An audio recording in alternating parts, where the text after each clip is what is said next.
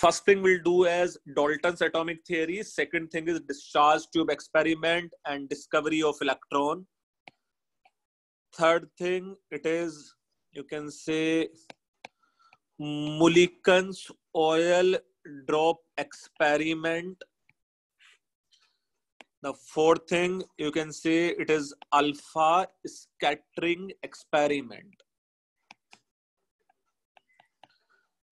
Alpha scattering experiment. The next thing is, again, you can say it is same as discovery of nucleus. Then we'll see introduction of Bohr's atomic model. Then you can have, let's say,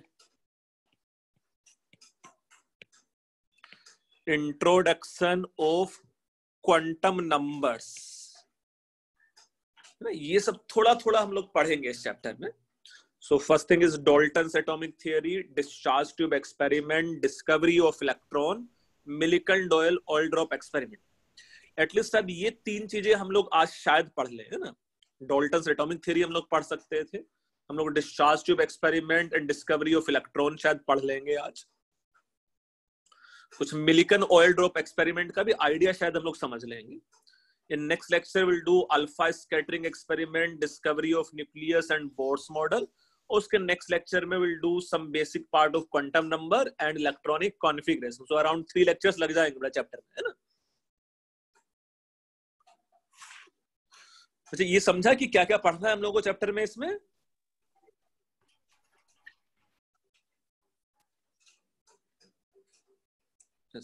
So one by one, so मैं पहले Dalton's atomic theory या Dalton's atomic model से start करूंगा, या उससे पहले ना थोड़ा थोड़ा मैं समझाता भी हूँ कि क्या डाल्टन्स एटॉमिक थ्योरी के बाद क्या आया, क्या ऐसा लिमिटेशन रहा हो, समथिंग लाइक दिस। एक दो ना पिक्चर की हेल्प से मैं समझाता हूँ। ये लिखा तुम लोगों ने ऐसा, या नहीं भी लिखोगे चलेगा? नहीं सर, लिख लो। मैं एक पिक्चर की हेल्प से तुम लोग को समझाता हूँ कि भाई पूरे चैप्टर में मोर ऑफ लेस हम लोग को क्या क्या पढ़ना है और किस फ्लो में हम लोग जाने वाले होंगे, है ना। ये पिक्चर तुम लोग को दिखाई दे रहा है? हाँ सर। Yes sir. तो first thing, let's say it is some John Dalton मैं थोड़ा अपने साइड से बड़ा किया, शायद थोड़ा सा पढ़ पाओ उसको, है ना। It is somewhere in 1803. So Dalton's drew upon an ancient Greek idea of atom, atomos, थोड़ा थोड़ा हम लोग पढ़ेंगे। So at least उसने बताया कि every matter is made up of, let's say, some basic individual particle known as atom. But after discharge tube experiment, once it is proved the atom can be divided into electrons, protons, and neutrons, J.J. Thomson proposed another atomic model, which is also known as plum pudding model. कुछ ऐसा नाम सुना है भाई? 10th वाले बच्चों ने पक्का सुना होना चाहिए। Yes sir. Yes sir. कि मतलब इलेक्ट्रॉन पॉजिटिवली चार्ज जो उस टाइम को हाँ, मतलब एटम जो पॉजिटिवली चार्ज था उसमें electron should be embedded like a electrons या प्लम प्रेजेंट इन पुडिंग, है ना। Yes sir. Then let's say उसके बाद we have Rutherford alpha scattering experiment.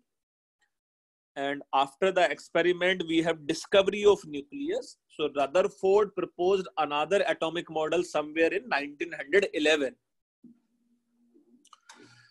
After the failure of Rutherford model, let's say Niels Bohr proposed another atomic model in 1913. अच्छा, उसके limitation के बाद Erwin Schrödinger proposed another atomic model in 1926. Which is quantum mechanical model, है ना। Now after this, हाँ बोलो। But in the today's life we use the Niels Bohr model of atom only. नहीं बेटा, हम लोग आज के डेट में जो साइंस हम लोग पढ़ेंगे क्लास 11th में, will use Erwin Schrödinger, sorry, ये अपना Erwin Schrödinger models, which is quantum mechanical model, वो हम लोग यूज करेंगे, है ना। हम लोग क्लास 11 12th में ना सब जगह हम लोग श्रोडिंगर मॉडल्स यूज करेंगे, है ना। ठीक है sir. Yes, sir. So one by one, I will start from, let's say, Greek mythology or something like this, and then we'll see, let's say, Dalton's atomic theory, then we'll see discharge tube experiment. अच्छा, ये जो picture मैंने तुम लोगों के साथ share किया है, ये मैं व्हाट्सएप ग्रुप पे भी भेज दूंगा तुम लोगों को, ठीक है? तो इसमें कुछ लिखने की जरूरत नहीं है। हाँ, ये पिक्चर मैं तुम लोगों को भेज दूंगा। Now, if you see another picture, something related to this atomic structure, it is, let's say, ancient Greek philosophy, let's say somewhere in 400 BC. Yeah, even in Hindu mythology also there is some Rishi Kannar. So Rishi Kannar also, he says every matter is made up of 5 tattva, आकाश, अग्नि, वायु, जल, थल और something like this. कुछ ऐसा नाम सुना है? Yes ma'am, yes sir, तत्व हमको ये साल है मैटर इन सराउंडिंग में। हाँ, मेटल सराउंडिंग में भी होगा ऐसा, है ना? तो ऐसा नहीं कि भाई डाल्टन ही पहला साइंटिस्ट था जिसने इस तरह की कहानी बोली, उससे पहले भी काफी लोगों ने ऐसा बोला कि भाई every matter is made up of some basic individual element. Yes. Similarly, in Greek mythology also, some scientist, you can say, he says every matter is made up of some atomos, which means in Greek not to be cut, है ना? तो ये जो atoms थे, let's say they can't be further divided. तो बेटा अभी बहुत ज्यादा तुम लोग को लिखने का जरूरत नहीं है, यहाँ से जब लिखने का आएगा तो मैं बताऊंगा, है ना? बट ये समझ में आ रहा है ना कि डाल्टन से पहले भी कुछ एटम से रिलेटेड कहानी होगी, है ना?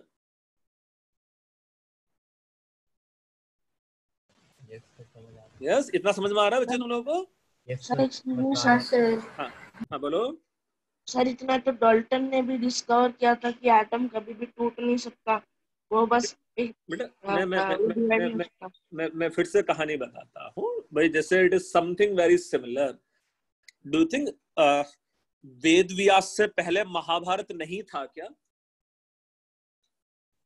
हाँ सर, था ना बेटा? तो बस वो कहानियों में था, है ना? एक डिस्क्रिप्टेड राइटिंग में नहीं था, है ना? So Dalton was the first scientist who proposed his research paper related to atoms, है ना? उससे पहले सिर्फ कहानी टाइप सा था एटम, लेट्स से, है ना? So you can say Dalton is the first scientist who at least proposed in writing, है ना? Yes sir. So related to Dalton's, वो भी मैं कुछ पिक्चर तुम लोग के साथ शेयर करता हूँ, देखो। So related to Dalton's atomic theory, ये है ना, related to Dalton's, है ना, Dalton's atomic theory, ये शायद थोड़ा थोड़ा तुम लोगों को अब लिखना है ना? सो एटॉमिक स्ट्रक्चर में the first thing is Dalton's atomic theory.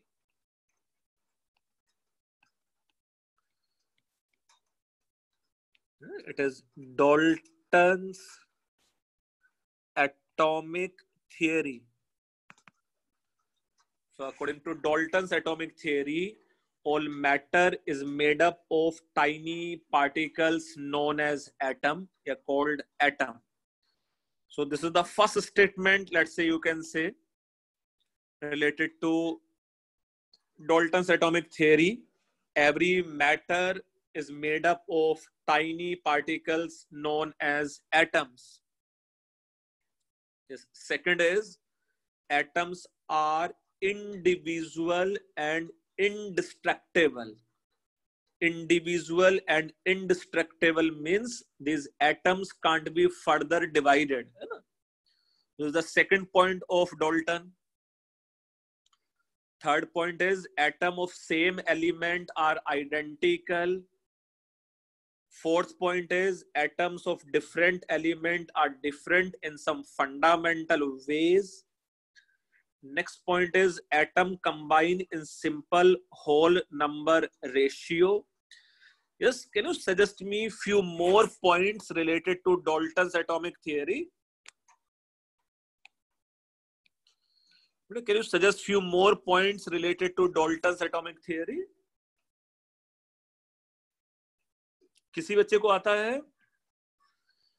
बेटा ये तो आदिनाथ ये हो गया है individual, atoms are individual and indestructible, atoms can't be created, वो डिस्ट्रॉय नहीं किया जा सकता है ना? So the another point you can note down as, let's say, atom is the smallest particle. Atom is the smallest particle which can participate, which can participate in chemical reaction.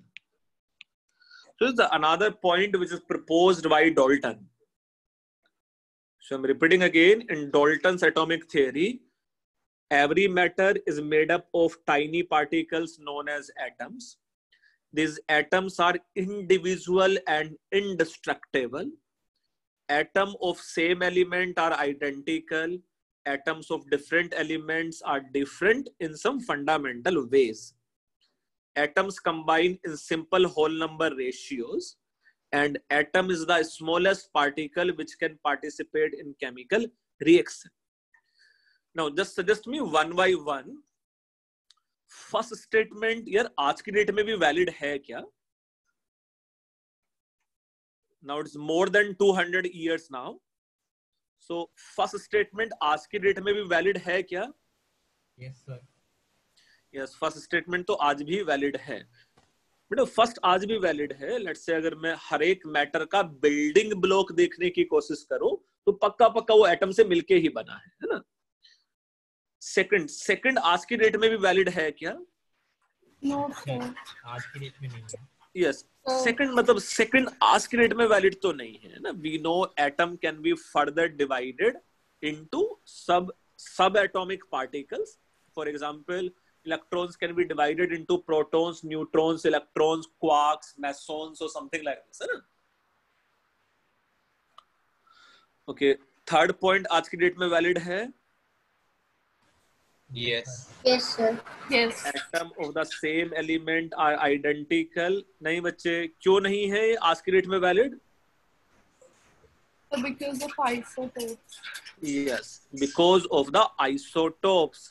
Even hydrogen as an element, है ना? Even hydrogen as an element can have one H1, it can have one H2, it can have one H3.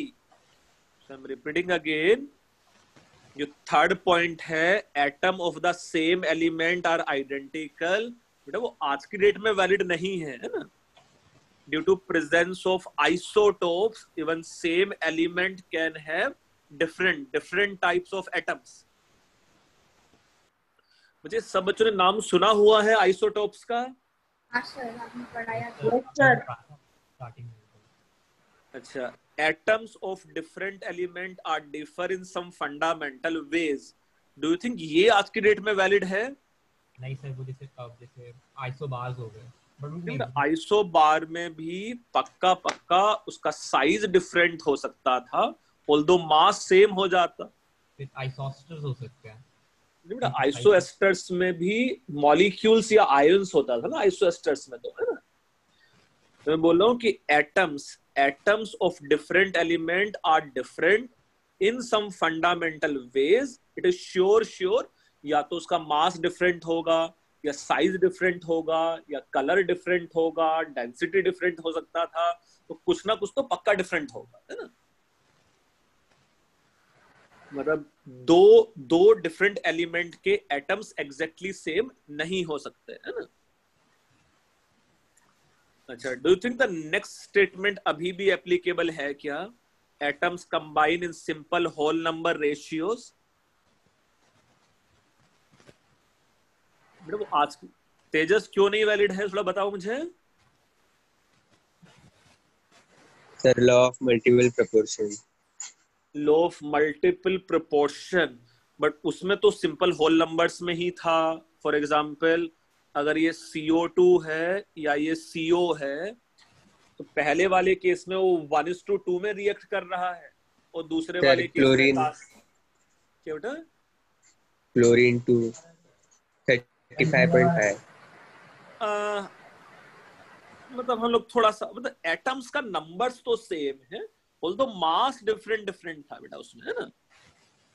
या हम लोग जैसे बोल सकते थे कि आज की डेट में ये वाला जो स्टेटमेंट है ना, आज की डेट में ये जो ये वाला स्टेटमेंट है, atoms of same element combined in simple whole number ratio is not applicable since now we have some non-stoichiometric compounds also. Now we have some non-stoichiometric compounds also. For example, we have compound as Fe 0.93O.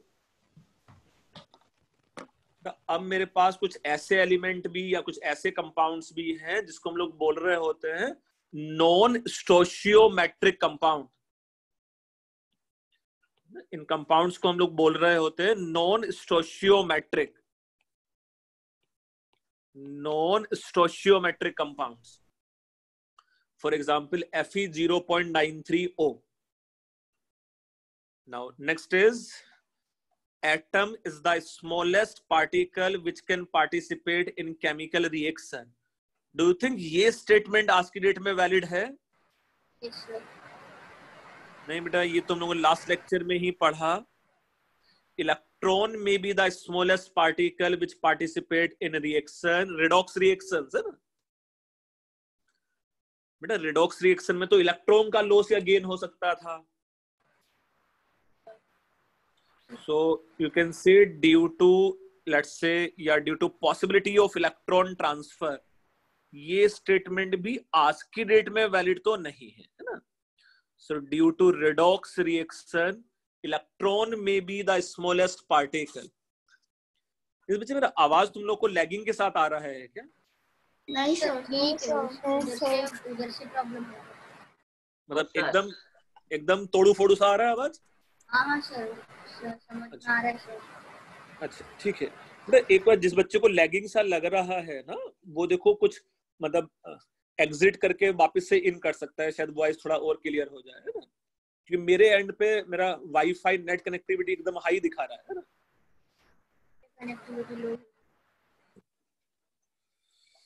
सो मैं फिर से चीजें repeat कर रहा हूँ one by one.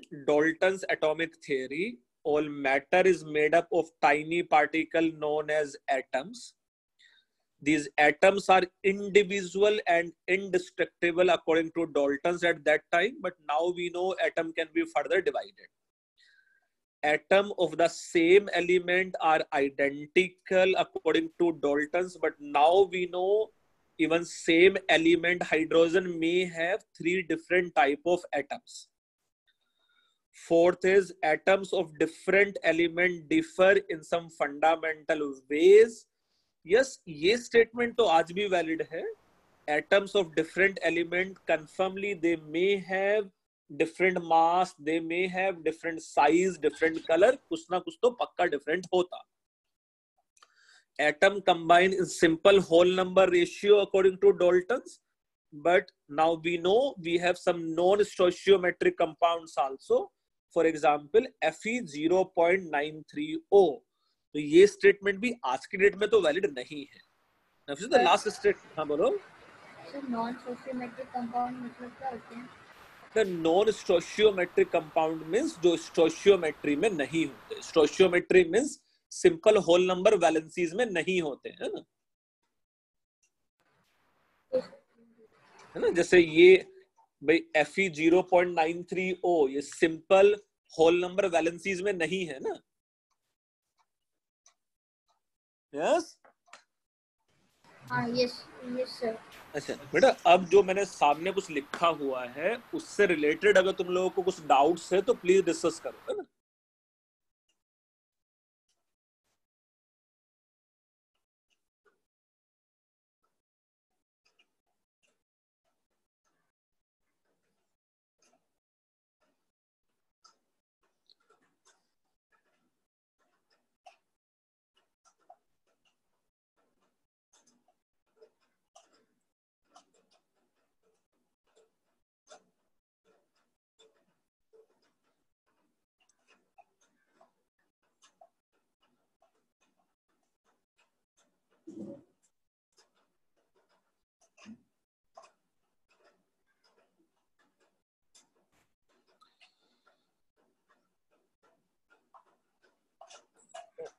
ये सोचे ये लिखा है तुम लोगों ने ऐसा?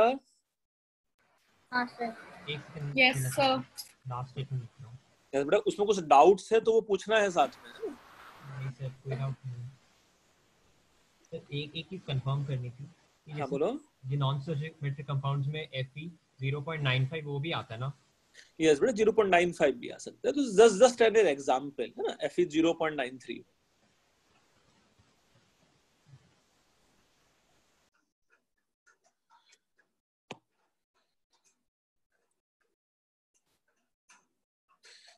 तेजस, ये जो Fe 0.93O है, it is due to presence of both ferrous as well as ferric ion.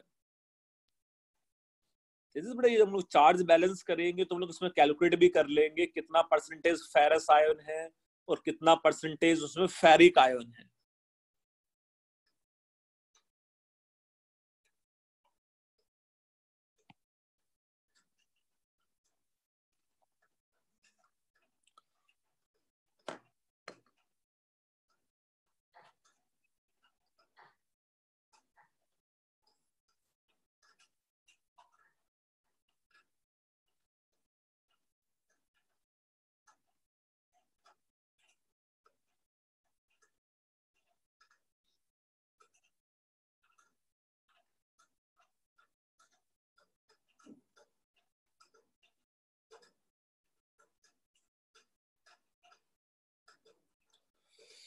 Yes बेटा, इसमें कोई डाउट है तुम लोगों को जो बोर्ड पे लिखा हुआ है? No sir. ओके, ठीक है। मेरे लिए फिर ये एक क्वेश्चन ही तुम लोग करना ना। The question is, it is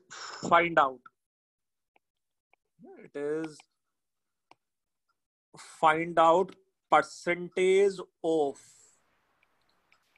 let's say, Fe2 plus and Fe3 plus in, let's say, iron oxide sample having formula of Fe 0.93O.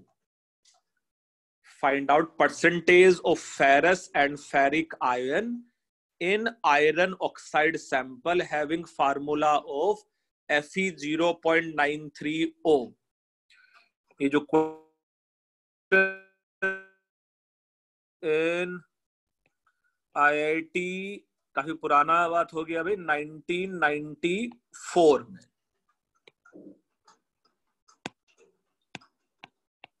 जब IIT डिस्क्रिप्टिव सब्जेक्टिव एग्जाम होता था।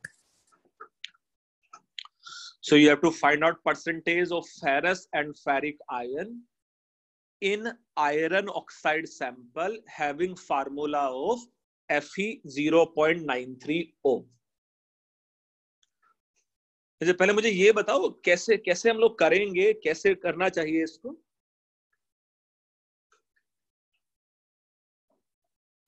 अच्छा, मैं तुम लोग के लिए एक हिंट देता हूं। हिंट इज, हम लोग कहीं पढ़ा भी था, यू कैन से, let's say, algebraic sum of oxidation number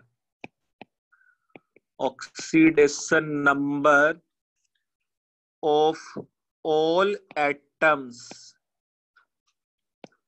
is, let's say, resultant charge. Yes, कुछ ऐसा पढ़ा था हम लोगों ने कहीं ऑक्सीडेशन नंबर का एक रूल लिखते समय? Yes sir. ओके, यहाँ ये ओवरऑल इस मॉलिक्यूल पे चार्ज कितना है Fe 0.93O पे? जीरो। उसका नेट चार्ज जीरो है। अच्छा, नेट चार्ज अगर जीरो है तो कैन बी एज्यूम कि ये जो Fe 0.93O है, it may be represented as, let's say, इसमें कुछ Fe2 प्लस है या कुछ Fe3 प्लस है, लेट्स से X, साथ में यहाँ कुछ Fe2 प्लस है, विच इज 0.93 माइनस एक्स, और साथ में एक ऑक्सीजन है। मैं ऐसा लिख सकता हूं इसको कि भाई out of 0.93 iron, x suppose उसमें से Fe3 प्लस है, तो do you think Fe2 plus हो जाता 0.93 माइनस एक्स? इस सब मिला के 0.93 था। Yes, sir. है ना, सब मिला के ये 0.93 था iron. Now if you see the algebraic sum, do you think algebraic sum is nothing but x times of +3 plus 0.93 minus x times of +2? ये हो गया total charge present on iron. अच्छा, ऑक्सीजन का ऑक्सीडेशन नंबर क्या है बच्चे oxide में? Oxygen का oxidation number will be -2। -2 times of 1, we have only one oxygen atom, and from the resultant charge comes out to be 0. From here, if you solve, x का value comes out to be 0.14। यहां से तो solve कर सकते हो ना आसानी से। फिर यहां से x का वैल्यू आ जाता मेरे पास 0.14, and thus percentage Fe3 plus is 0.14 out of 0.93 into 100, which comes out to be approximately 15%. 0.14 divided by 0.93 into 100, it comes out to be nearly 15%. अगर मेरे पास परसेंटेज फेरिक आयन आ गया तो फिर तो आसान था। परसेंटेज फेरस आयन कितना हो जाना चाहिए था? अप्रोक्सीमेटली 85%, है ना। उसको 100 में सब्ट्रैक्ट कर देंगे 15 को। नहीं सर, 93 में से 93 माइनस 100 से क्यों?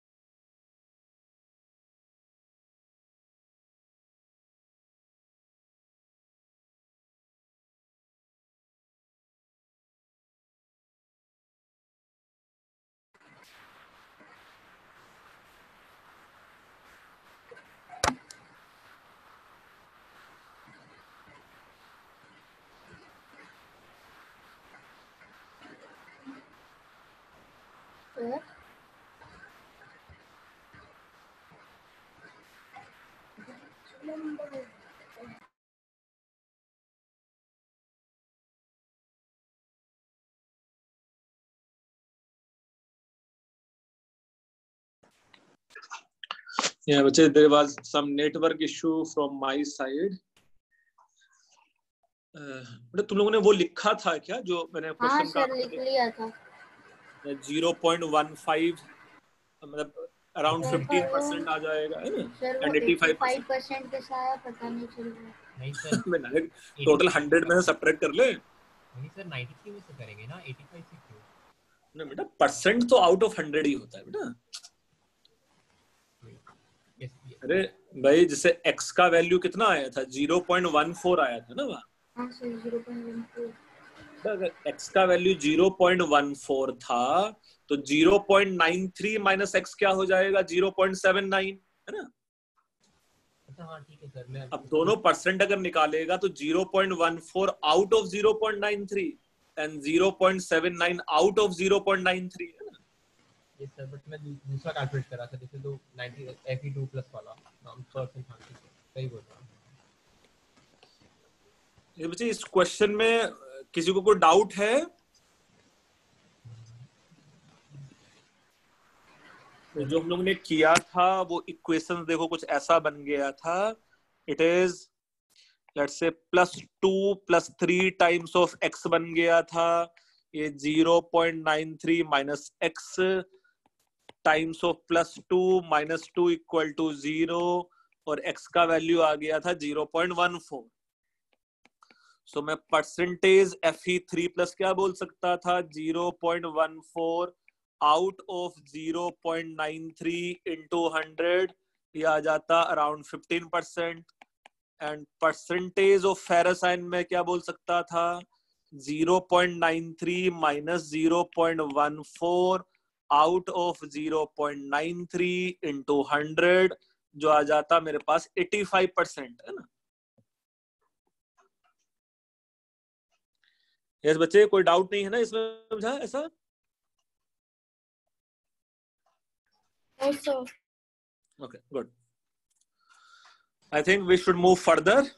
बट मैं जो लास्ट क्वेश्चन में था, जो इसी वाले क्वेश्चन में जब आप डिस्कनेक्ट होने से पहले मैं पूरा नहीं लिख पाया था, तो कौन सा बेटा क्वेश्चन ही पूरा नहीं लिख पाया था? नहीं क्वेश्चन लिख लिया था बट उसका सॉल्यूशन आधे पेज के हिसाब से लिखा है। अच्छा तो देखो बाकी तो मैंने लिख लिया है। ये कुछ ऐसा था कि देखो Fe 0.93O है ना, Fe 0.93O को हम लोगों ने कुछ ऐसा लिख लिया था यहाँ, ये Fe है एंड Fe3+ था यहाँ, Fe3+ सपोज अगर यहाँ x था तो यहाँ जो Fe2+ था वो 0.93 - x था एंड O था, है ना। इतना ही था सॉल्यूशन उसका पूरा, है ना। हाँ सर ये था। ओके सर, बस ये मेन वाला नहीं लिखा था, बाकी सब लिख दिया था। Thank you sir. Yes Dhruv, clear है अभी? Yes sir. Okay. Now, apart from let's say Dalton's atomic Excuse theory, me, sir. हाँ बोलो। Sorry to interrupt, but could you please move to the last page? ये देखो, अभी यही page ना बेटा? Yes, sir. 2 मिनट रुक जाओ सर बस। ठीक है, ठीक, लिखो लिखो। हो गया sir, done sir, done done ना, अभी रुको। Okay, so next thing is let's say discharge tube experiment.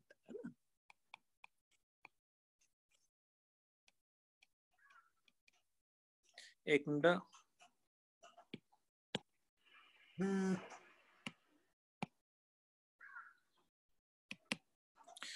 So it is let's say discharge tube experiment.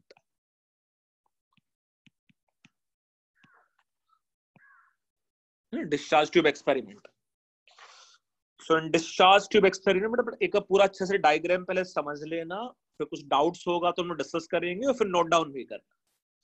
So in discharge tube experiment suppose you can simply assume a glass tube sealed from both end. This may be any of the glass tube here which is sealed from both end.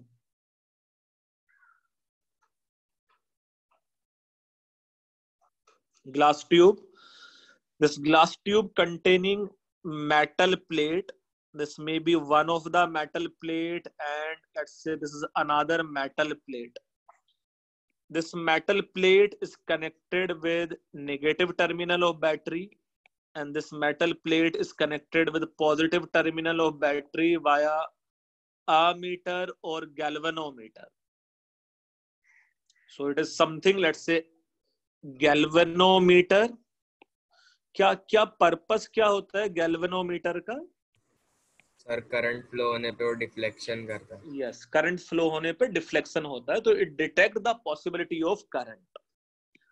Now this voltage applied is relatively high voltage,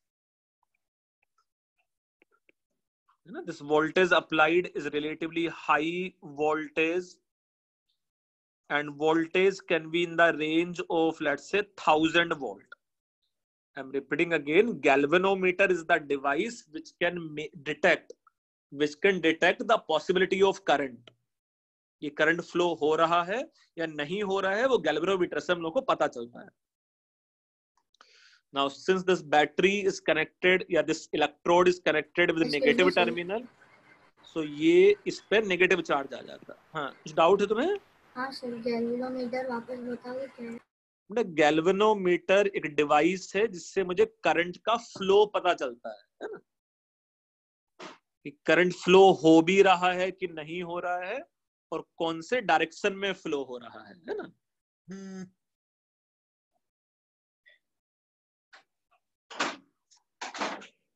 सो यहाँ एक negatively charge plate है और ऐसा ही let's say एक positively charge plate है। ये जो negatively charge plate है ना, the negatively charge plate is known as cathode and this positively charged electrode is known as, let's say, anode. यहाँ कुछ गैस फील्ड है ना, यहाँ कुछ गैस फील्ड है between, let's say, cathode and anode. The voltage is relatively very high voltage, and with the help of vacuum pump, you decrease the pressure inside. So it is, pressure is relatively low pressure. Now just tell me, ये जो बीच में air या gas filled है, it is conductor or insulator of electricity? Sir, insulator. Insulator. Yes, so air या gas is perfect insulator. So can we have a completion of circuit in this case? Circuit complete होगा क्या? Circuit complete नहीं होना चाहिए है ना, since it is insulator है ना। पहले मुझे थोड़ा सा ये बताओ यार, ये during rainy season thunder storm या लाइटनिंग क्यों होती है? What is the science behind lightning? मतलब बहुत ज्यादा ऊपर नेगेटिव चार्जेस एक्यूमुलेट हो जाते हैं क्लाउड में, पॉजिटिव चार्जेस भी होते हैं, बट नीचे जो क्लाउड के नीचे वाले सरफेस पे बहुत ज्यादा नेगेटिव चार्जेस आ जाते हैं, जो अर्थ पे पॉजिटिव कंसीडर तो पॉजिटिव चार्ज करते हैं, तो फिर जो लाइटनिंग होती है, भले ही एयर इंसुलेटर हो तो फिर स्ट्रीक ऑफ लाइटनिंग आती है। बेसिक साइंस ये है। देखो मैं थोड़ा सा फिर से समझाता हूँ, वो बच्चा क्या बोल रहा था कि भाई due to friction between clouds some static charge get developed on the cloud. Yes, and let's say on earth practically it is zero potential, so between cloud and earth there is high potential difference get created. बीच वाला जो air है atmosphere का, it is insulator, but at very high voltage बीच वाला air partially ionised हो जाता है, and once electricity is pass through air, this ionized air, we have spark और lightning, है ना। यस, कुछ ऐसा ही है लाइटनिंग का। अच्छा, सो यहाँ in this case also, let's say if you see more macroscopic view, है ना, सपोज अगर मैं इस पार्टिकल को थोड़ा सा और बड़ा बना देता, सपोज इस पार्टिकल को अभी हम लोग इतना बड़ा बना देते हैं, देखो है ना, ये जो ब्लैक वाला पार्टिकल था, here it consists, let's say, few electrons, and obviously it have opposite positive charge also. Electron अपने आप से फ्री हो सकता था क्या एटम से? बेटा, इलेक्ट्रॉन अपने आप से फ्री हो सकता था क्या एटम से?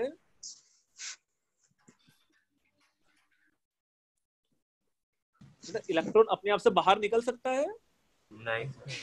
नहीं, as it is back attracted by positively charged nucleus, है ना, या positive charge, so electron remain bound only. But if this voltage applied is relatively high, यहाँ अगर ये positively charged plate था on this side, and on this side if we have negatively charged plate, है ना, if this voltage applied is relatively high, electron can be knocked out from the surface, है ना, electron knocked out ही हो जाता है इस atom से, and the remaining cation start moving on this side, due to positive negative force of attraction. I'm repeating again. If this voltage is relatively high, electron can be knocked out from atom. If electron is knocked out from atom, it start moving towards positively charged anode. So you can simply assume from every atom, electron can be knocked out and it start moving. It start moving towards anode. So this beam of electrons, this beam of electron is known as cathode rays. ये जो beam of electron है, it is known as cathode rays. And similarly, the remaining cations start moving towards cathode. So this beam of cations is known as anode rays. No, ये जो beam of cation है, it is known as anode rays.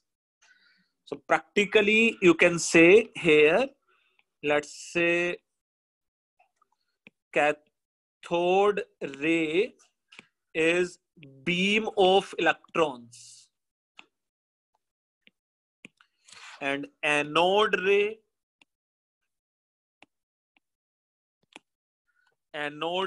is a beam of cations. तुम लोग rough सा diagram draw करो, जो भी कुछ उसमें डिस्कस करना है वो सब पूछो अभी, है ना, और साथ साथ में डायग्राम भी ड्रॉ करना है.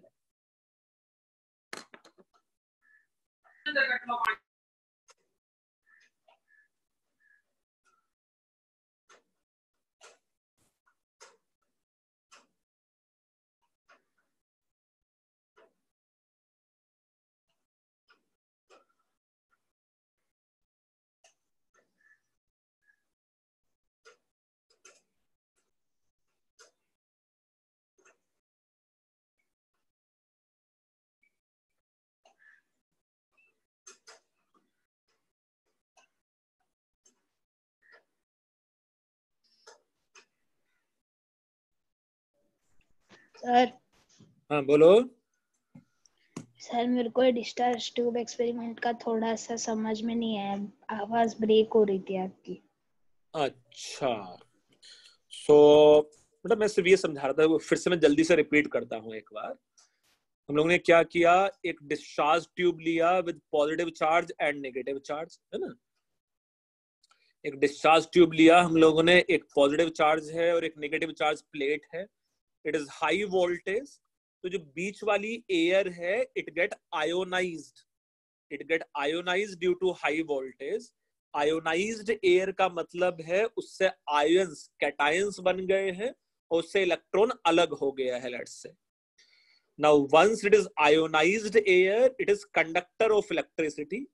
as free electron of ionized air या gas start moving towards positively charged plate, flow of electrons, and flow of electron is nothing but flow of charge, which is current. Similarly, electron knocked out होने के बाद जो cations बचेंगे, they start moving towards cathode. And again, it is flow of positive charge. It is current का flow from air या through air, through ionized gas, through ionized air. कुछ ऐसा हम लोग सर्किट कंप्लीट कर लेंगे और देख भी लेंगे सर्किट कंप्लीट होते समय करंट कौन सी डायरेक्शन में फ्लो करता है. But obviously ionization of air or gas can't be possible at low voltage. It is possible only at high voltage.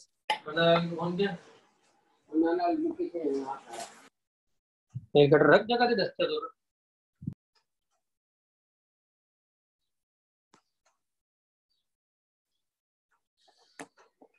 ये बच्चे किसी और को कुछ डाउट से तो पूछेगा अभी. सर इसमें कौन सा गैस यूज करते हैं?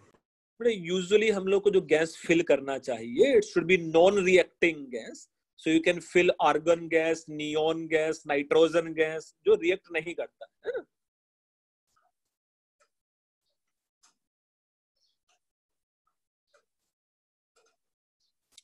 सो कोई भी नॉन रिएक्टिंग गैस हम लोग फिल कर सकते हैं उसमें।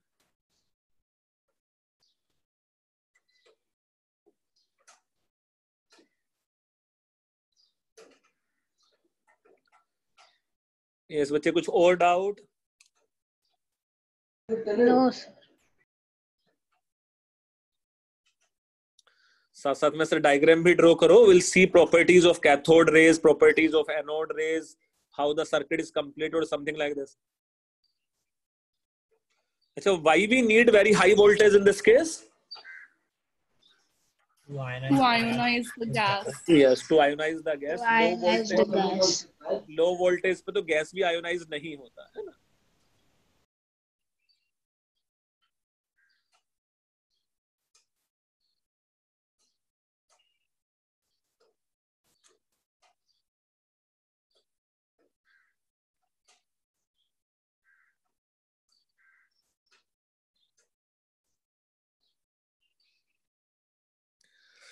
Now you can understand that is how circuit get completed here. So once this cations reaches to cathode, you know, once this cation reaches to cathode, do you think negative charge का meaning होता है excess of electron? So these cations can gain few electron from cathode. These cations can gain few electrons from cathode and become neutral atoms itself. ये वापिस से neutral atom बन जाते। तो do you think this इस cathode पे electron की deficiency हो जाती है ना? इस कैथोड पे इलेक्ट्रॉन की डेफिशिएंसी हो जाती और more number of electron will flow from battery to cathode. So this will be flow of electron. We know our conventional current is opposite to flow of electron. कुछ ऐसा पढ़ा है? Conventional current is positive charge का flow है ना, which is opposite to flow of electron. Similarly, these electrons through anode will come into this wire, and again it is flow of conventional current. And it is how you can assume circuit can be completed. It is how the circuit can be completed.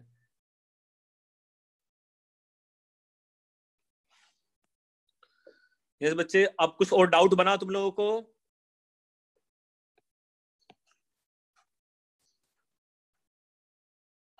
No sir. Akshat, Aarav, Harshul. Direction of current क्या होगा इसमें? किसने बेटा? Direction of current क्या होगा कि मतलब दोनों? डायरेक्शन ऑफ करंट देखो, जो ग्रीन से बनाया है वो डायरेक्शन ऑफ करंट है बेटा, है ना? और सिर्फ पर इलेक्ट्रॉन भी फ्लो कर रहे तो फिर उसका क्या? नहीं, इलेक्ट्रॉन की फ्लो का अपोजिट होता है बेटा। मतलब करंट, कन्वेंशनल करंट जो फैराडे ने स्टार्टिंग में लिया वो पॉजिटिव चार्ज का फ्लो लिया है ना, और हम लोग आज तक वही ले रहे हैं कन्वेंशनली, है ना? सर, हाँ सर आपने वो लो प्रेशर लिखा है वो किसके लिए? अच्छा, वेरी गुड। कोई अच्छा बच्चा बताएगा कि लो प्रेशर क्यों लिया हुआ है? सर वो एयर के अंदर, एयर या फिर जो भी गैस है उसके अंदर उसको लो प्रेशर में रखा है, वैक्यूम क्लीनर्स, वैक्यूम पंप्स से। क्यों मतलब लो प्रेशर क्यों किया हुआ है? मतलब कोई बच्चा बताएगा है क्या? If we have high pressure means more number of gaseous particle, यही है ना हाई प्रेशर का मीनिंग, है ना? More number of gaseous particle inside. So if we have more number of gaseous particles here, तो इस vicinity में भी और भी particles होंगे यहाँ, है ना? So if electron is knocked out from the atom, it can be absorbed by surrounding atom, or you can say it has more resistance in its motion towards anode. It has more resistance of in its motion towards anode. तो शायद मुझे high pressure पे voltage applied जो करना पड़ता वो और भी बहुत हाई करना पड़ेगा, है ना? सो अगर मैं कुछ अराउंड 1000 वोल्ट या 1000 वोल्ट से कम पे काम चलाना चाहता हूं तो pressure should be relatively low.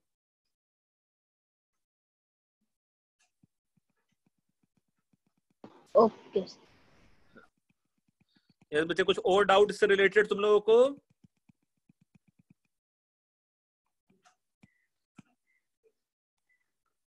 ठीक है, तुम लोग फिर आगे बढ़ते हैं यहां से, है ना?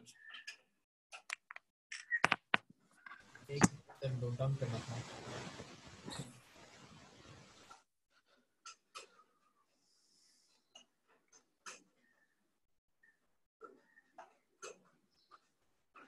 ये पिक्चर में मैं शेयर कर दूंगा तुम लोगों के साथ, ठीक है? भाई पिक्चर ही मैं शेयर कर दूंगा तो वहां से नोट डाउन कर सकते रहोगे तुम लोग बाद में भी, है ना? Now if you see properties of cathode rays.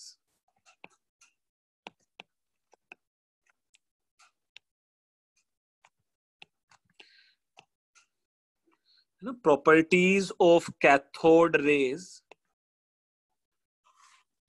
Now to understand properties of cathode rays, शायद मुझे इस सेटअप को थोड़ा सा और मॉडिफाई करना पड़ेगा, है ना? कुछ सेटअप को थोड़ा सा और मॉडिफाई करना पड़ता है इसको। Here you can simply assume this is a solid disk, एक ये पूरा solid disk है यहाँ, and this may be, let's say, another disk here which has holes inside it. इस डिस्क में होल्स हैं, लेट्स से, है ना? Now this disk is connected with negative terminal of battery and this disk is connected with positive terminal of battery. So obviously it become cathode, which is negatively charged electrode, and it is anode. So you can say it is nothing but perforated anode, ना, जिसमें holes थे. So it is perforated anode. Further, ये जो setup है, it may be modified like this. Let's say कुछ इस type का है ना? Here some gas is filled inside this discharge tube, and obviously we have production of cathode rays as well as anode rays. ये suppose cathode rays है, which is the beam of electron, and suppose simultaneously you can assume ये anode ray है, which is nothing but beam of cations. Now since anode is perforated, it has holes, so few cathode rays can comes out with the help of holes towards other side of anode also. ये बच्चे थोड़ा बहुत समझ में आ रहा है क्या हुआ है? Yes sir. अच्छा, ये कभी तुम लोगों ने डिस्चार्ज ट्यूब सेटअप कभी देखा है तुम लोगों ने ऐसा प्रैक्टिकली? No sir. यार आजकल जो घर पे टीवी है उन सब में बेसिकली एलसीडी स्क्रीन वो सब है ना, बट जो पुराना टीवी होता था वो यही था, सीआरटी या सीआरटी. हम लोग टीवी यहाँ से देखते थे, है ना? ये टीवी स्क्रीन होता था, है ना? एनीवे थोड़ा सा हम लोग समझेंगे भी और देखने की कोशिश भी करेंगे, but let's say it is cathode raise, जो ग्रीन कलर से मैंने ड्रॉ किया है, जो रेड कलर से है, let's say it is anode रे. सो यू कैन से ये वाली जो रे है, यू कैन से इट इज एनोड रेज, और ये जो ग्रीन कलर से मैंने ड्रॉ किया है, it is cathode rays. So can we see the cathode rays? वैसे हम लोग कैथोड रेज को देख सकते हैं क्या? No sir. Cathode rays are invisible. We can't see cathode ray. So हम लोग को पता कैसे चलेगा उसके प्रॉपर्टीज को लेके? तो obviously you can just try to imagine. पीछे मतलब जिंक की प्लेट, ये जो ट्यूब है ना, यस, ये जो ट्यूब है, you can imagine it is coated inside by zinc sulphide coating, है ना. So it has, let's say, this type of zinc sulfide coating. This is the properties of zinc sulfide coating is, once any particle strike with zinc sulfide, it gives fluorescence light. It gives fluorescence light, है ना. तो शायद हम लोग को पता चल जाता कि वो कैथोड रेज कहाँ के स्ट्राइक होने वाला है. इस बच्चे इस सेटअप में मोर ऑफ लेस तुम लोगों को कुछ डाउट है? जितना भी सेटअप हम लोग ने यहाँ बनाया है उससे रिलेटेड कुछ डाउट है तुम लोगों को? हाँ सर, एक डाउट। No sir. हाँ पूछो, डाउट क्या है? सर इधर पे गैल्वेनोमीटर या ऐसा कोई मीटर नहीं लगाया जाता? मतलब ठीक है, देखो यहाँ भी हम लोग गैल्वेनोमीटर यहाँ भी लगा सकते हैं. देखो ऐसा हम लोगों ने यहाँ लगा भी दिया, देखो ठीक है. और कुछ डाउट पूछो सर.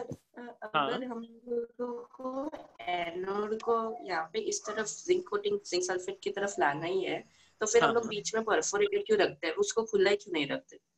बेटा अगर उस पे हम लोग खुला रखेंगे तो वो जो पॉजिटिवली चार्ज प्लेट है उसके डायरेक्शन में अट्रैक्टिव कैसे होगा इलेक्ट्रॉन? बेटे ग्रीन मूव होना स्टार्ट तो तभी हुआ है ना जब वो परफोरेटेड प्लेट पे अट्रैक्ट हुआ. यस, जब वो परफोरेटेड प्लेट पे पॉजिटिव चार्ज था, है ना. यस.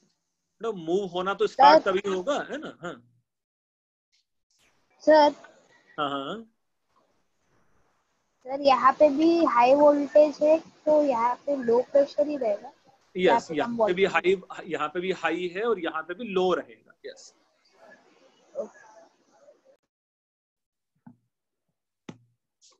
यस, ये लिखा तुम लोगों ने? यस. हाँ सर, लिख लिया. Okay. Now, with the help of this, we can just try to figure out some properties of cathode rays. And first property of cathode ray is, cathode ray can't be seen. You can say cathode rays move in straight line. से ये scientist को पता कैसे चला होगा कि भाई with the help of certain observation कि कैथोड रेज स्ट्रेट लाइन में मूव करने वाला है? ये बेटा एक्सपेरिमेंटली ये साइंटिस्ट को कैसे पता चला होगा? क्योंकि सीधे जाके वहां जो इसके जैसे जिस होल से निकले उसके सामने जाके जिंक कोटिंग पे लगे, तो जब उन्होंने बाद में करके देखा तब उनको पता चला. मतलब सपोज अगर ये रेडिएशन ऐसे मूव कर रहा होता, अगर ये रेडिएशन ऐसे मूव कर रहा होता सपोज कर्व में, तो भी तो ये जस्ट अपोजिट ही फ्लोरोसेंस दे सकता था ना. यस ध्रुव? बिल्कुल दे सकता था. So they placed an obstacle between वो दोनों जो हमारे इलेक्ट्रोड्स हैं उनके बीच में एक ऑब्स्टिकल प्लेस करते हैं जिससे उसकी शैडो आती है. So that's how we prove कि they move in straight lines. हाँ बेटा दोनों इलेक्ट्रोड्स के बीच में नहीं रखे, है ना. जैसे मैं समझाता हूँ क्या है. ये बच्ची सही बोल रही है कि भाई सपोज मतलब यहाँ मुझे फ्लोरोसेंस लाइट मिलता है ना, यहाँ फ्लोरोसेंस लाइट मिलता initially, but if you put some obstacle in the path of cathode rays, suppose ये स्टार शेप का मैंने एक ऑब्स्ट्रेकल यहाँ प्लेस कर दिया, यहाँ मैंने एक ऑब्स्ट्रेकल यहाँ पुट कर दिया, तो एग्जैक्टली इसके पीछे यहाँ मुझे शैडो मिल रहा होता. एग्जैक्टली इसके जस्ट पीछे I do not have any fluorescence light, है ना. अच्छा, ये स्ट्रेट लाइन में मूव करते तो ही इस ऑब्स्टेकल का शैडो उसके जस्ट अपोजिट बनने वाला था, है ना? Yes, are you getting the point?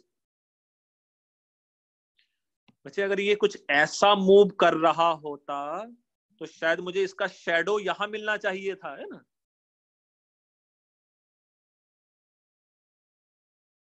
तो उस स्टेटमेंट में वो स्टेटमेंट समझ में आ रहा है तुम लोगों को? Yes, sir. So we are getting shadow just opposite to this obstacle. So this is how scientists come to know that this cathode rays move in straight line direction.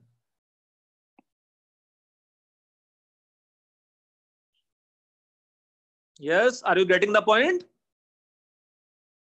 Yes, yes, sir. Okay, now the second property. That's the second property is, you can say, these radiations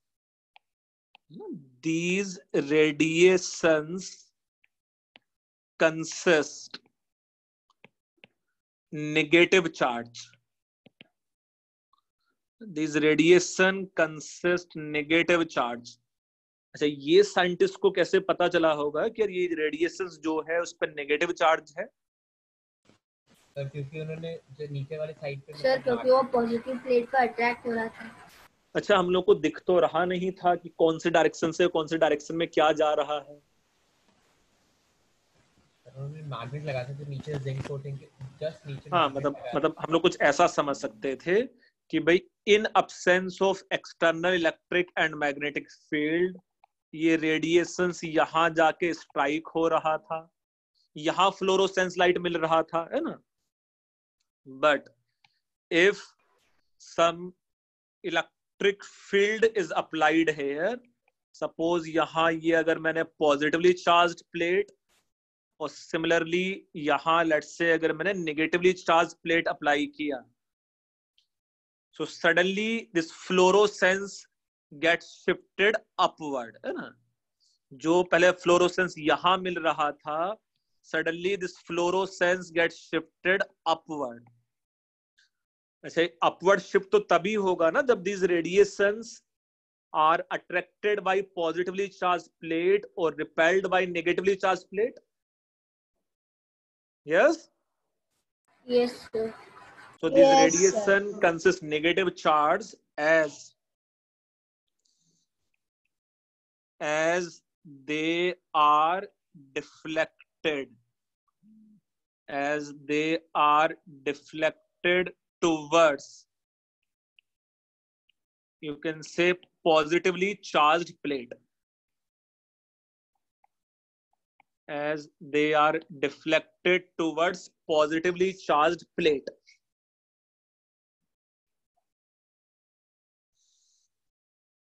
yes बच्चे, ये statement समझ में आ रहा है तुम लोगों को? तो उस स्टेटमेंट में कुछ डाउट है तुम लोगों को? No sir.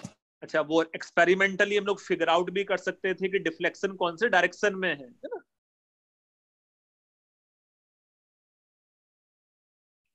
Now the third property is, let's say it's third property.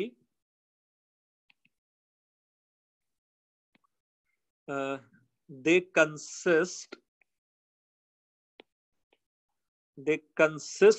particle nature.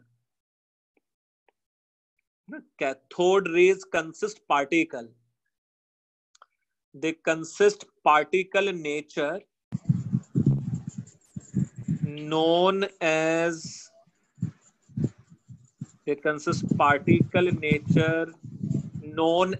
electron. J Thomson ने उस पार्टिकल को जो नाम दिया, it is electron. So can you suggest me, J Thomson या किसी साइंटिस्ट को कैसे पता चल पाया होगा कि this radiation consist particle nature?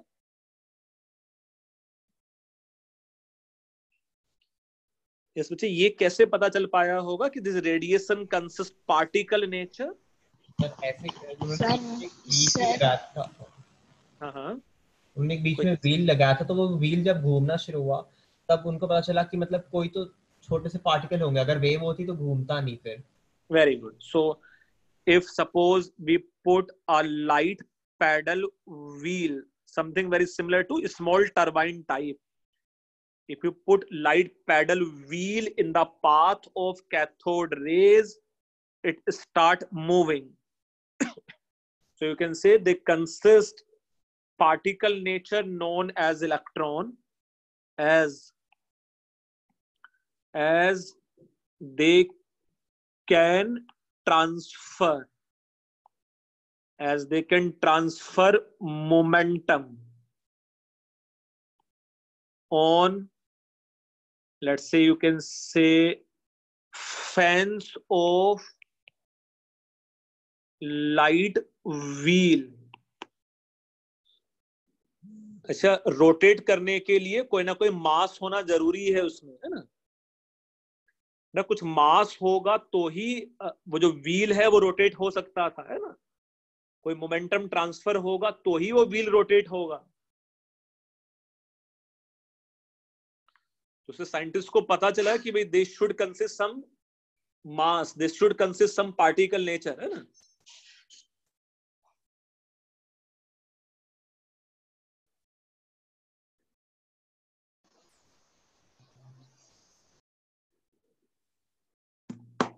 Sir तो जिंक से टकराया होगा तभी तो पता चला होगा ना कोई पार्टिकल है इसलिए। बेटा अगर सिर्फ रेडिएशन भी टकराता तो भी हो सकता था, है ना? यस तेजस, बेटा क्वांटम के अकॉर्डिंग भी मोमेंटम होने के लिए मास होना जरूरी है। सब फोटोन कंसिस्ट मोमेंटम, तो उसका मास है पक्का पक्का, है ना? सर बट फोटोन का मास 0 होता है ना? नहीं भाई, किसने बोला फोटोन का मास 0 होता है? अगर फोटोन का मास 0 होता तो फोटोन या लाइट ब्लैक होल से अट्रैक्ट नहीं होता, है ना? Black hole can attract light due to gravitational pull only. Yes तेजस।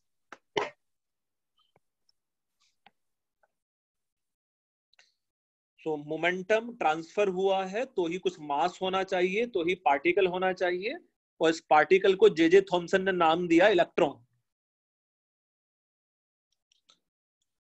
इस बच्चे ये प्रॉपर्टी क्लियर है तुम लोगों को?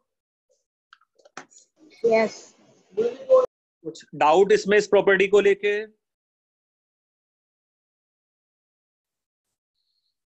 Now similarly, let's say if scientists put some magnet here, let's say this magnet may be of this type,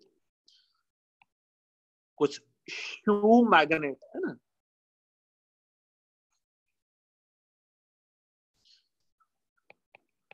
अच्छा, ये magnet का डायग्राम में मीनिंग समझ में आ रहा है तुम लोगों को ऐसा कि भाई लेट्स से ये यस, सो यू कैन से ये आगे पीछे, ये नॉर्थ पोल है, ये साउथ पोल है।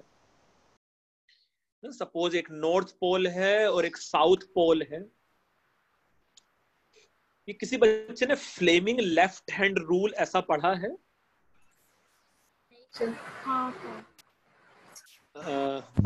मतलब यस, ये 10th क्लास साइंस में है, Fleming left hand rule, Fleming right hand rule और समथिंग लाइक दिस। अभी के लिए टेंशन लेने की जरूरत नहीं है, है ना? बट हम लोग ये प्रूव कर सकते थे कि these radiations can be deflected in external magnetic field, है ना? तो यहाँ मैं लिखता हूं, let's say fourth property is, let's say these radiations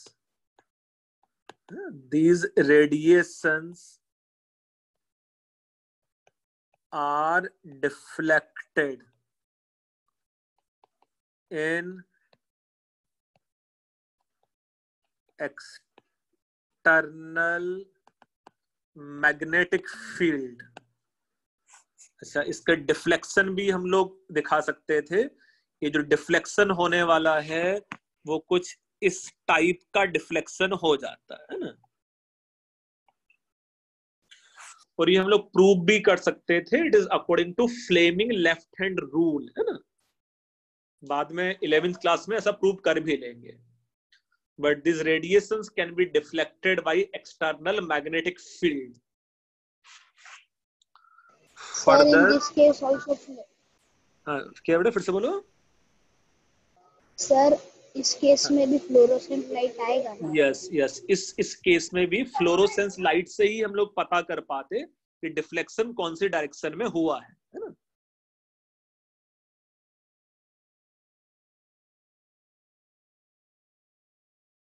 इस केस में भी हम लोग पता कर पाते these radiations are deflected in external magnetic field and all this thing, है ना। So these radiations are deflected in external magnetic field. Yes, next मैं थोड़ा सा आइडिया समझाता हूँ ना। जैसे हम लोग ने यहाँ ये मैग्नेट रखा, मैग्नेटिक फील्ड अप्लाई किया, these radiations are deflected by external magnetic field, है ना। Now by measuring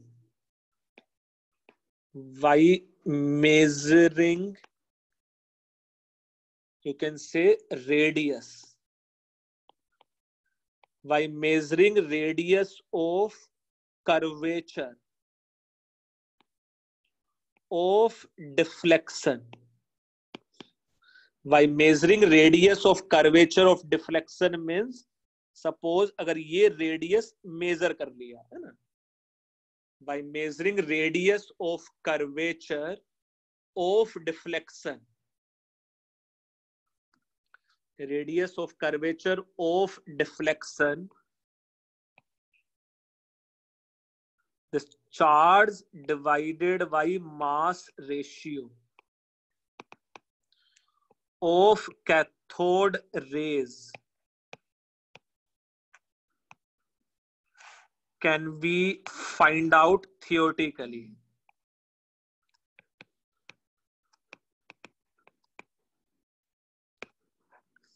The charge divided by mass ratio of cathode rays can be find out theoretically.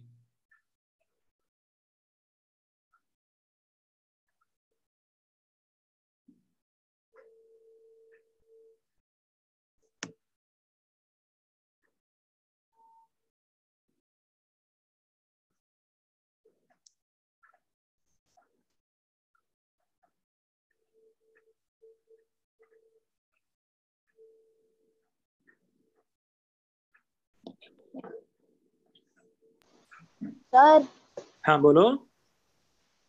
Sir, अगर मैग्नेटिक फील्ड कुछ ज्यादा होता तो ये कुछ ज्यादा डिफ्लेक्शन हो जाता तो? यस, तो कुछ ज्यादा डिफ्लेक्शन हो जाता तो फिर भी चार्ज बाय मास रेशियो हम लोग थियोरेटिकली फाइंड आउट कर लेते हैं, है ना। बेटा जब हम लोग charge divide by mass ratio लिखेंगे ना तो उसमें मैग्नेटिक फील्ड, इलेक्ट्रिक फील्ड सबका मैग्नीट्यूड आता है ना। तो कैसे फाइंड आउट किया था हम लोग उसमें इंटरेस्टेड नहीं है, क्या वैल्यू आएगा वो हम लोग लिख लेंगे, है ना। So charge by mass ratio of cathode rays can be find out theoretically.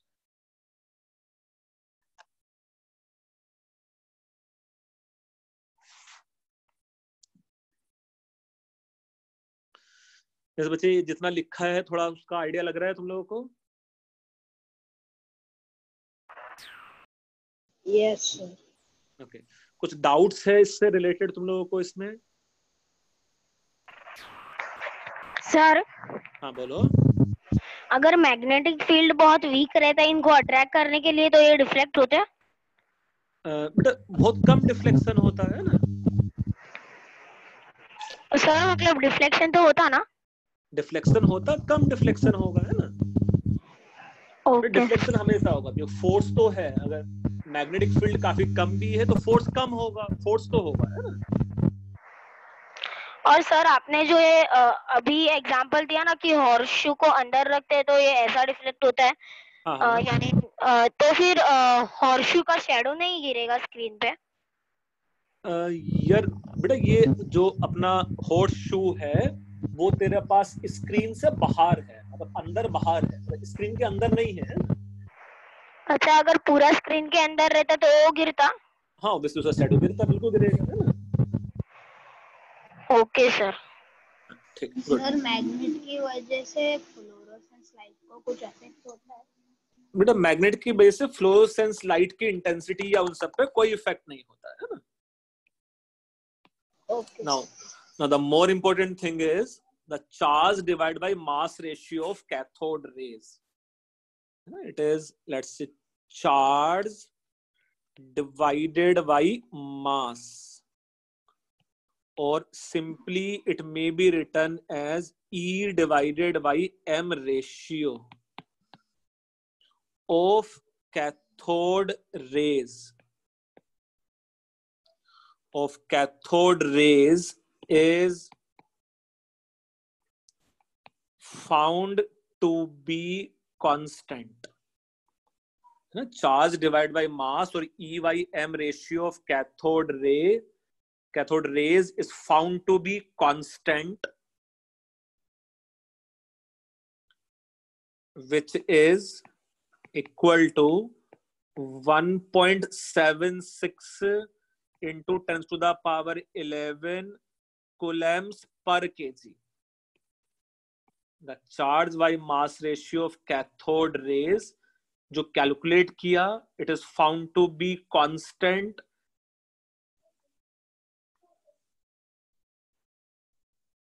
and it is independent of,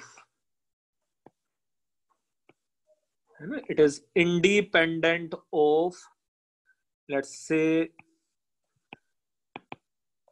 gas filled, or you can say material of cathode.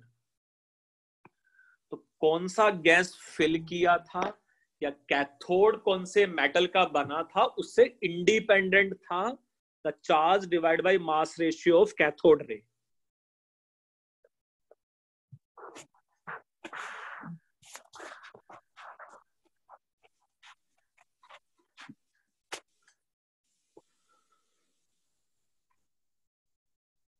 अच्छा, मैं फिर से रिपीट करता हूँ यार. अच्छा, मेरा वॉइस ब्रेक हो रहा है क्या थोड़ा थोड़ा? No sir. अच्छा, ठीक है, मतलब कई बार नेटवर्क इशू रहता है. अच्छा, मैं ना लेक्चर रिकॉर्ड भी सीजन में रहता है.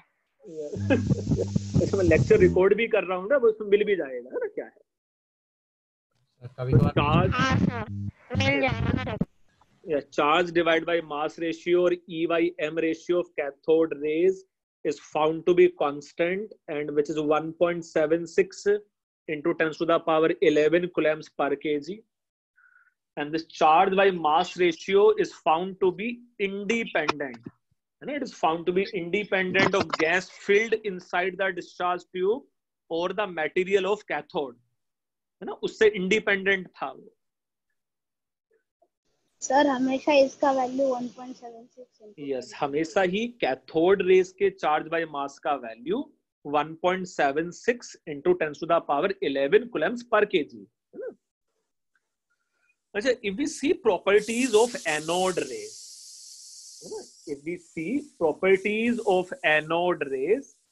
do you think anode rays के properties measure करने के लिए या डिस्कस करने के लिए बस मैं पोलैरिटी कैथोड और एनोड का उल्टा कर दूं, मतलब परफोरेटेड कैथोड बना दूं और सॉलिड एनोड बना दें हम लोग, है ना?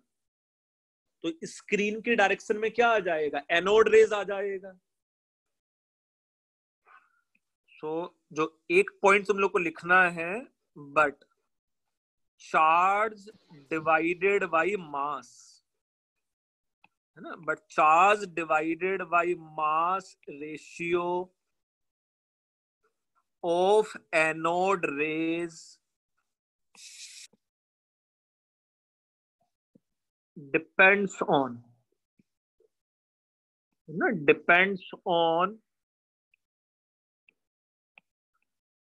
gas filled inside the tube. अच्छा, ये लोग समझ भी लेंगे क्यों है ना? अच्छा, बाकी properties of anode rays are found to be similar to that of cathode rays, except this: the charge by mass ratio of anode rays depends on the gas filled inside the tube. ये लिखा है तो फिर हम लोग समझेंगे इसको अभी, है ना? 2 मिनट इस कॉपी कर यार, लिख ले भाई. क्या मौसम हो गया यार, एकदम बाहर एकदम अंधेरा हो गया है फिर. लिख लिया सर। 3 दिन से गिर रहे हैं। हाँ बाहर एकदम अंधेरा हो गया यार, मजा ही आने वाला। सर अंधेरा तो नहीं हुआ है पर उजाला भी नहीं हुआ है। अरे मेरे हैं लगभग पूरा डार्क हो गया, लगभग।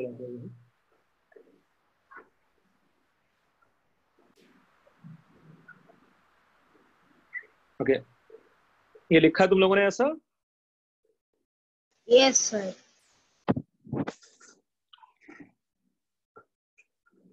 देखो मेरे यहाँ सिचुएशन अभी ऐसी हो गई है, देखो है ना, मैं दिख रहा हूँ तुम लोगों को? हाँ सर दिखाओ ना। अच्छा देखो कुछ ऐसा सा है ना, नहीं दिखेगा बट मतलब अंधेरा दिख रहा होगा ना मेरे फेस पे, है ना? हाँ आपके फेस से पूरा ब्लैक। ठीक, चलो आगे बढ़ते हैं, है ना? So to understand how we have difference in properties of cathode rays and anode rays here, here you can just try to understand. Suppose ये मैंने negatively plate.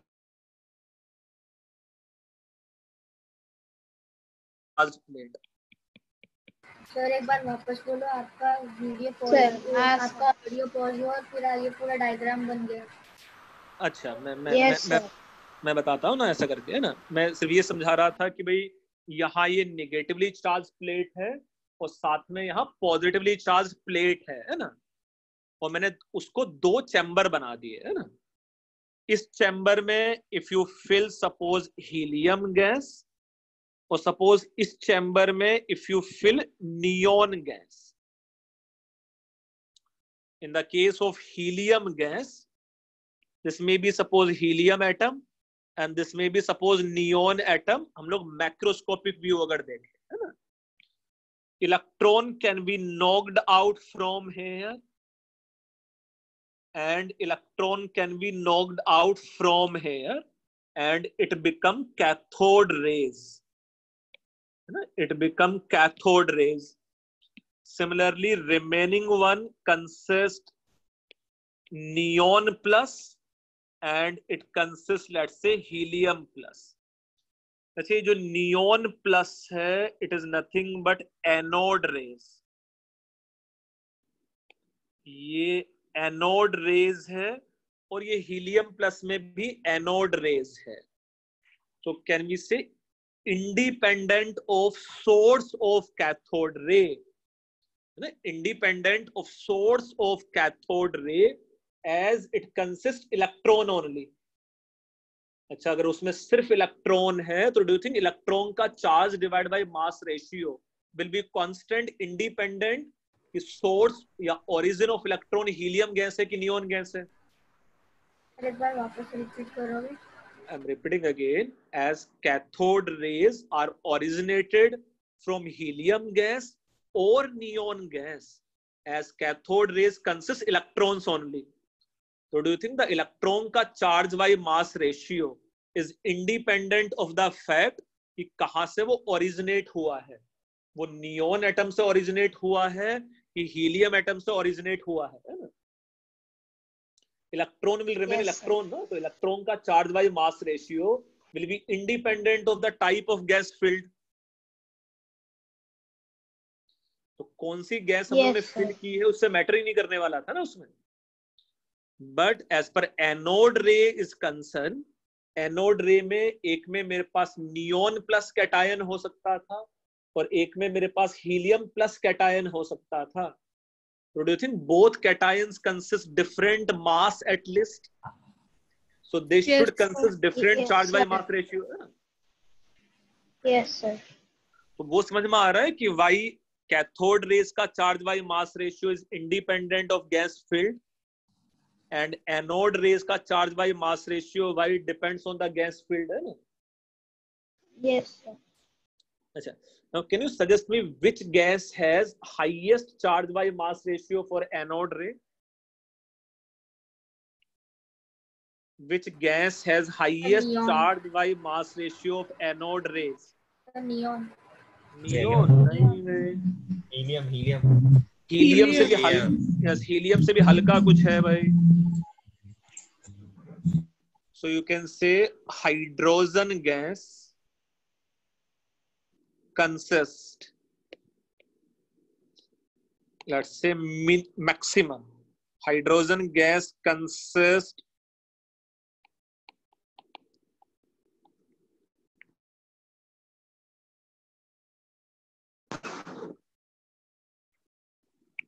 maximum charge by mass ratio. Maximum charge by mass ratio for anode rays. Do you think hydrogen का मास सबसे कम होने वाला है, तो उसका charge by mass ratio of anode रे विल बी मैक्सिमम. मिनिमम किसका होता है? द मिनिमम जो भी हैवीएस्ट गैस होगा, तो बहुत सारे गैस बहुत हैवी हो सकते हैं ना. Okay sir. But hydrogen gas has maximum charge by mass ratio. तो एक साइंटिस्ट था गोल्डस्टीन, एक साइंटिस्ट था गोल्डस्टीन, है ना. गोल्डस्टीन ने क्या किया भाई ऐसा? Discovery of proton. Yes, so he filled different types of gases,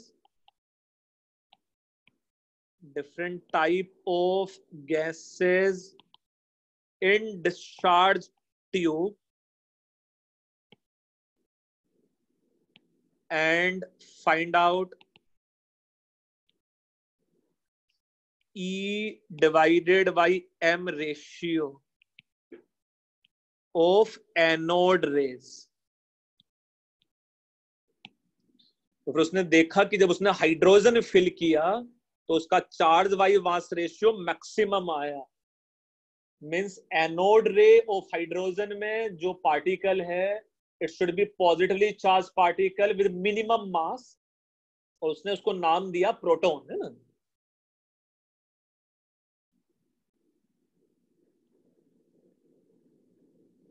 so proton is discovered by Goldstein, है ना. Proton is discovered by Goldstein.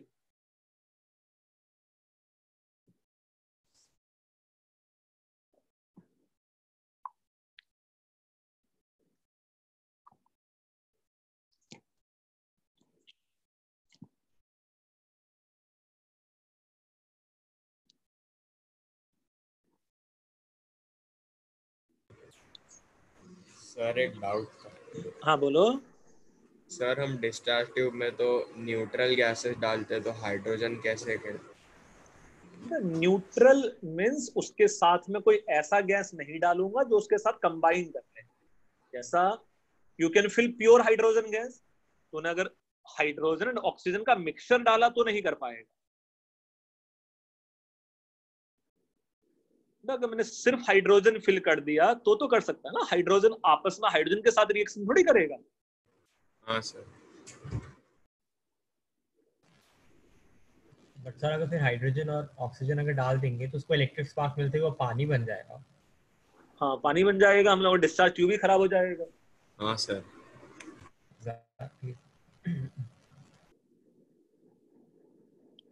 अच्छा, हु डिस्कवर्ड न्यूट्रॉन? चार्डविक. कैसे डिस्कवर हुआ? तो वो भी लिख लेते हैं अगर सब डिस्कवरीज पढ़ रहे हैं तो, है ना. It is how discovery of proton is done by Goldstein, है ना. सो जो न्यूट्रॉन है ना, neutron is discovered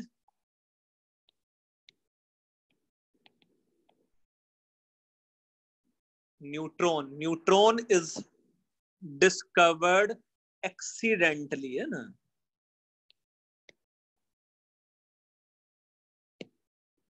Neutron is discovered accidentally during radioactivity.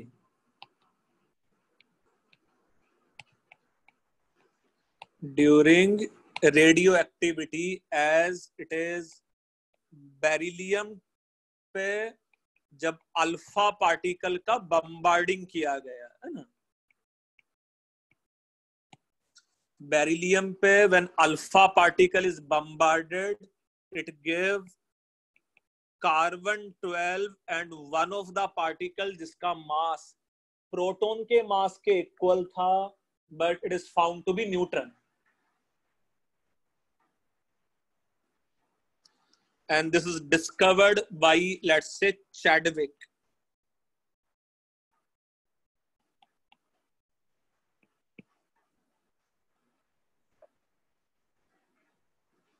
Neutron is discovered accidentally by Chadwick.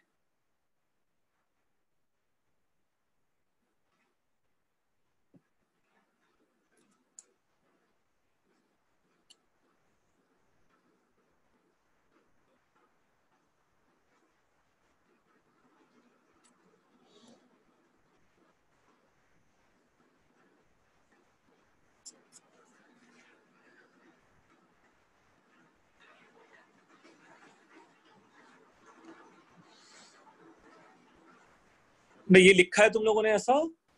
Okay, मैं थोड़ा सा एक थियरी और समझाता हूँ, या एक क्वेश्चन का मुझे तुम लोग आंसर देना अभी.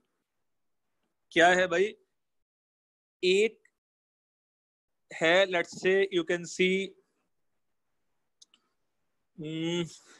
Discovery of electron.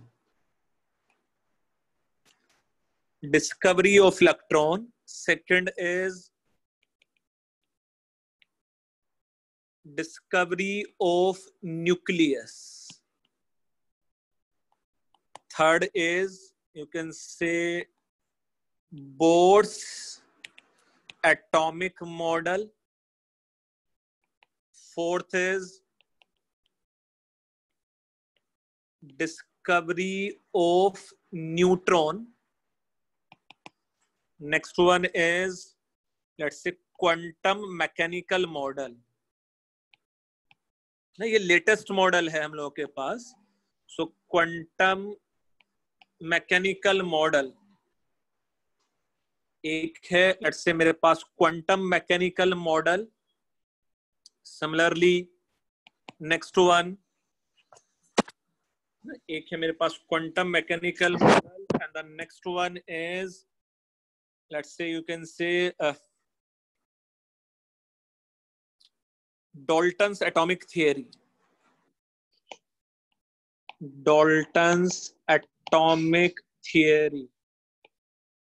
Now, can you arrange these phenomena, या these experiment, these observation in increasing order of, let's say, their discovery? जैसा फर्स्ट जो सबसे पुराना डिस्कवरी है, जो सबसे पहले हुआ है, वो 6th है ना? Dalton's atomic theory. यस, सबसे पहले कुछ डॉल्टन्स एटॉमिक थ्योरी था. ये कौन से ईयर में था नियरली?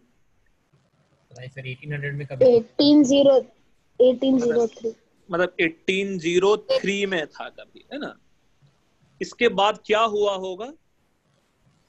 Discovery of electron.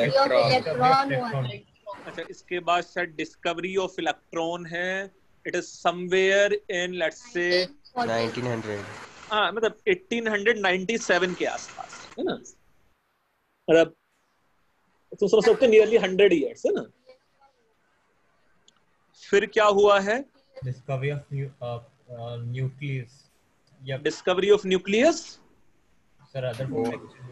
अच्छा, रदरफोर्ड अल्फा स्कैटरिंग एक्सपेरिमेंट. ये कब हुआ होगा? रदरफोर्ड 1911 कहीं, है ना? 1911 में कभी कुछ हुआ है. उसके बाद क्या हुआ होगा यहाँ? Theory of neutron. Discovery of neutron नहीं, बोर्स एटॉमिक मॉडल आया होगा थर्ड. ये बोर्स एटॉमिक मॉडल कौन से ईयर में था नियरली? 1920s. 1913. हाँ, तो कुछ 1920 के आसपास है शायद, है ना? वो एग्जैक्ट एक पिक्चर मैंने जो शेयर किया था उसमें भी है वो, है ना? तो देखो मैं एग्जैक्टली प्रिसाइजली देख के भी बताता हूँ कौन से ईयर में था वो. So it is sir I think 1926. 1926 है. देखो एक मिनट है ना, मैं तुरंत देख के बताता हूँ तुम लोगों को किसमें था. ये सब था 1913 में था. एक 1911 में था और एक 1936 में था. यस. तो मतलब ये ठीक है, 1920s लिख लेते हैं, कोई टेंशन नहीं है ना. इसके बाद क्या हुआ होगा? Nucleus. Discovery of nucleus. Neutron.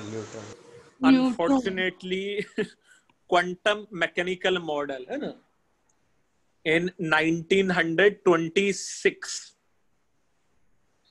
and unfortunately neutron is discovered by even after this uncertainty principle, de Broglie hypothesis, सबके बाद somewhere in 1932. न्यूट्रॉन का डिस्कवरी बहुत बाद में जाके हुआ है ना. न्यूट्रॉन का डिस्कवरी बहुत बाद में जाके हुआ है ना.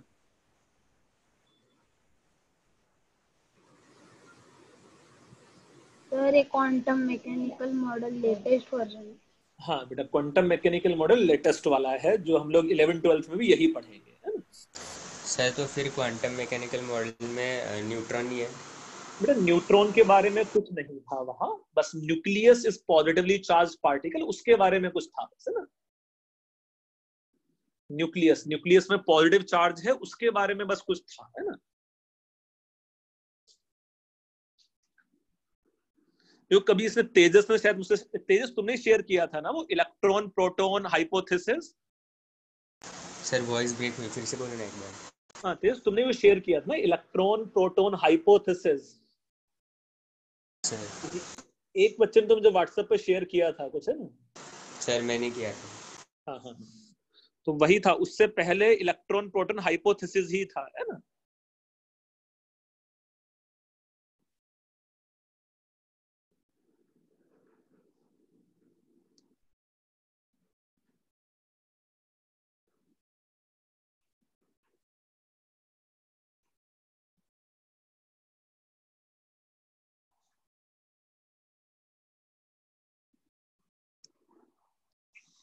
यस बच्चे, किया है, ये लिखा है इतना. Yes sir. सो मैं ना तुम लोग को साथ कुछ आज पीडीएफ भी शेयर कर दूंगा जो थोड़ा बहुत तुम लोग पढ़ना चाहिए है ना. प्लस जो आज के लेक्चर का रिकॉर्डिंग है वो भी मैं शेयर करूंगा.